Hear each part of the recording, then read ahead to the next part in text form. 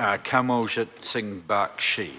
Thank you, Mr. Speaker, and it's my pleasure to stand and support the first reading of electronic monitoring of offenders legislation bill. Mr. Speaker, I agree with Honorable Phil Goff in his concluding remarks that Bill of Rights for offenders is not that important because the rights of victims are also to be protected.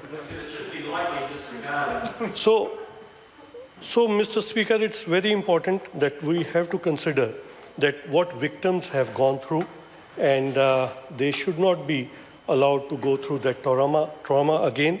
And I hope that the Select Committee will be looking into these things and report back to the House when required.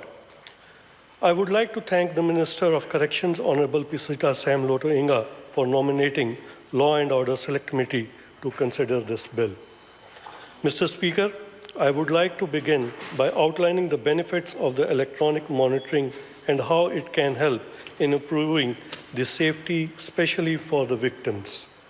Mr. Speaker, it's very important that we need to use the tools which are available nowadays, and if that makes easy for monitoring or looking after the victims, they should be used. I remember first time when I went out for ride along with the police, we visited few houses to check whether the offenders are at home, following their bail conditions and their curfew orders.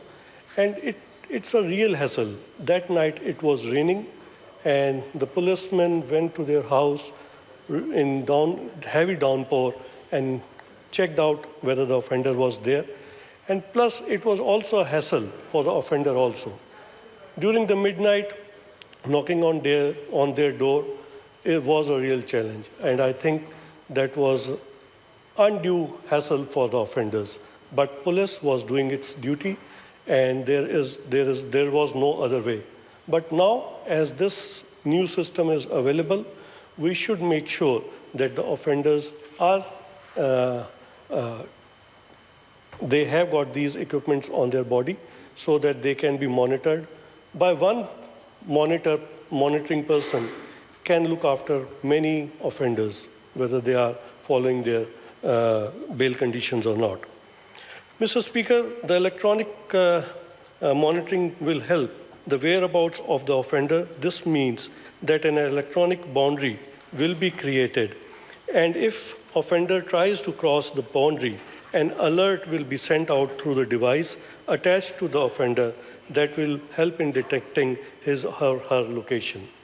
Mr. Speaker, we want to improve public safety, and this device will help play a crucial role in helping this government in reaching its goal to reducing reoffending.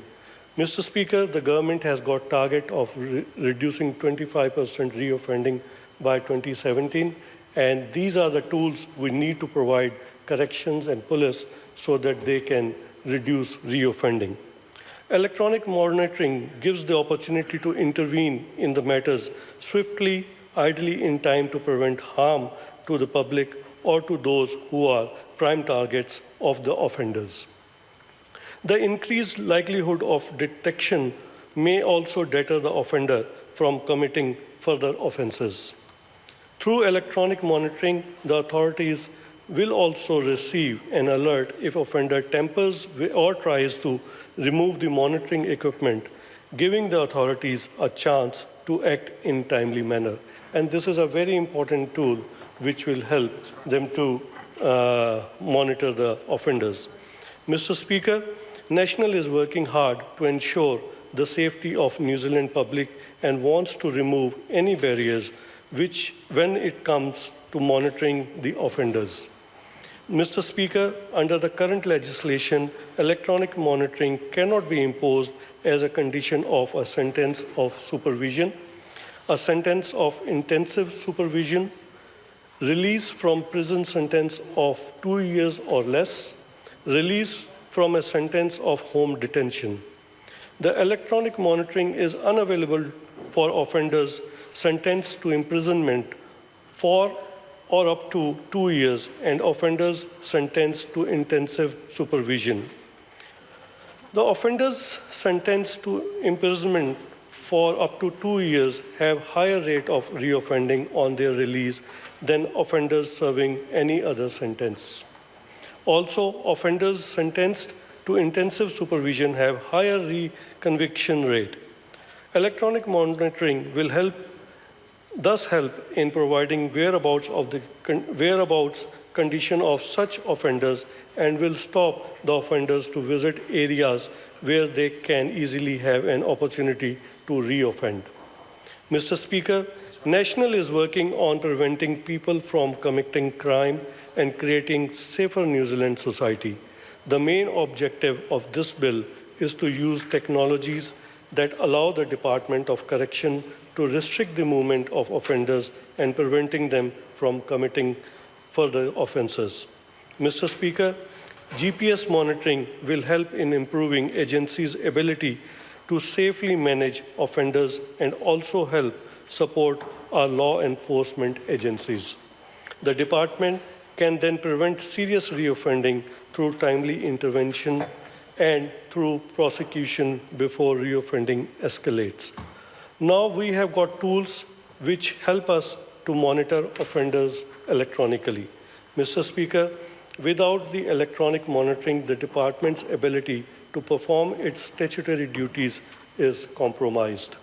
National is focused on providing support and rehabilitation services to the offenders who are back to the communities so that they stay away from crime-related activities by providing them with opportunities through which they can take greater control of their lives. Mr. Speaker, last week we visited a prison in Rumataka and we saw how the corrections is trying to help the offenders to go back into the society where they can have a safe living, they can go back to their families and spend time with them. And they are being trained so that they can have jobs over there. And this electronic monitoring is another tool where they can send them out of the gate to work in the society and ensure that they have got jobs when they are released from the prison. And this tool is very important, Mr. Speaker.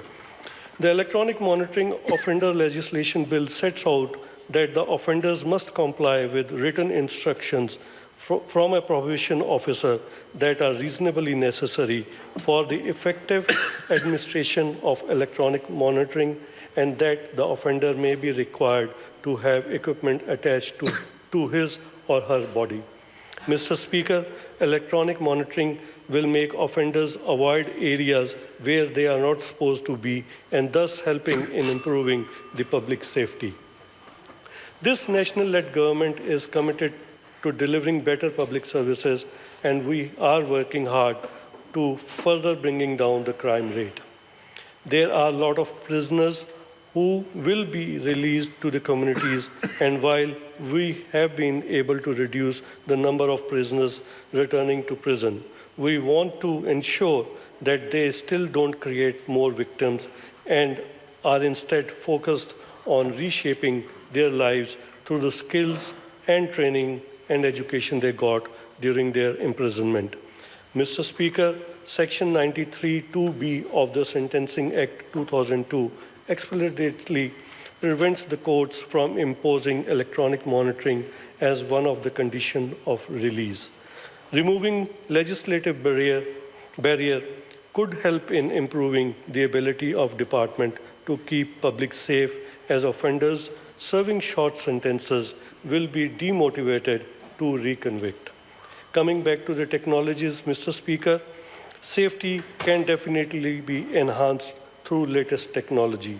Electronic monitoring is delivering one of the most reliable electronic monitoring system that is monitoring around 1,960 offenders and defendants, while 1,299 via GPS and 661 by radio frequency. This is more than 50% of those who need to be transitioned to the new system. Mr. Speaker, reoffending is reducing under this national-led government, and it's my privilege to commend this bill to the House.